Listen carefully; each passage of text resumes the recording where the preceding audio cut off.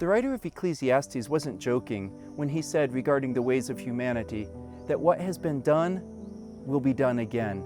There's nothing new under the sun. The names of kings and their kingdoms change, but the story's always the same.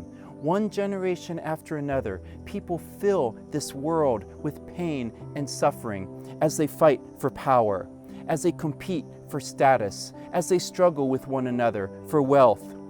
But today's reading from Daniel 7 to 12 reminds us that there's also nothing new above the sun. The everlasting God is still God. And in this world that is painful and confusing, even for the people of God, we can be confident that He is still in control, that His purposes will prevail, and that we will one day reign with Him forever. Lots of people look at Daniel and they try to dissect all of the words to try to figure out the exact dates and the details of events that are coming in the last days. But in our obsession with prophecies and visions and symbolism, I'm afraid that we can easily miss the one big message that the Lord is trying to communicate to us through Daniel. The message is made clear in 3 visions that all point to the same reality. The dream that King Nebuchadnezzar had back in chapter 2, and the 2 visions that Daniel receives from the Lord in chapters 7 and 8. In each vision, the Lord points Daniel to 4 great kingdoms. And in Daniel's 2 visions in today's reading, he also points to an evil, powerful king who in the future will rise and conquer all other kingdoms. He says that he will also speak blasphemies against the Lord. He will inflict incredible pain and suffering on the faithful among God's people. Daniel is terrified by what he sees in these visions. And in chapter 9, he prays and he repents on behalf of Israel, and he pleads for God to have mercy on his people. In chapter 10, Daniel fasts and mourns before the Lord for 3 weeks. Now, many people use this passage to say that if we fast and pray long enough about a situation in our lives, then this promises that God will give us a breakthrough and a change in our circumstances. But Daniel wasn't praying for a personal breakthrough in his career, or about a car that he wanted to buy, or about a girl that he wanted to marry. Daniel was seeking understanding concerning a vision that God had given him regarding God's purposes in the future of God's people. And Daniel's answer didn't come after a long time of fasting and prayer.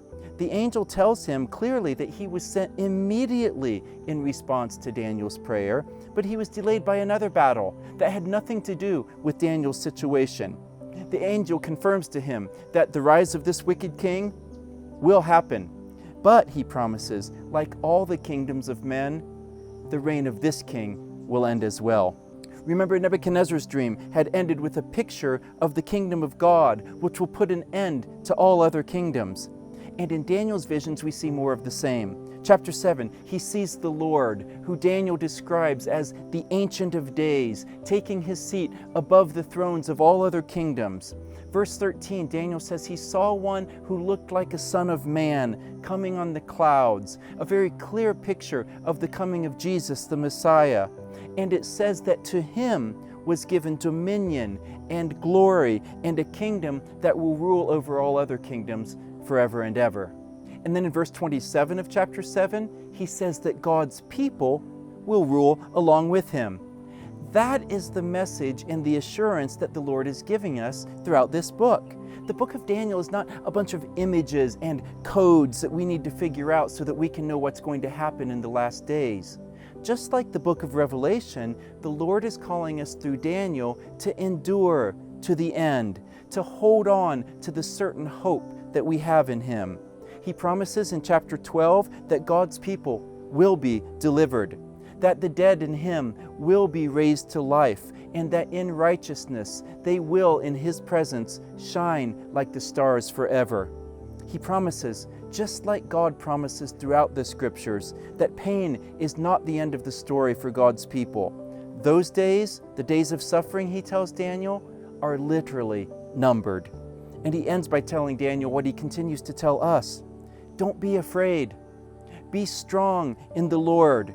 Continue to walk in God's ways. Endure in Jesus until we take our very last breath. And He promises then that in the fullness of time, When Christ comes to rule in his kingdom, we will all be raised again then into our inheritance in him that will last forever.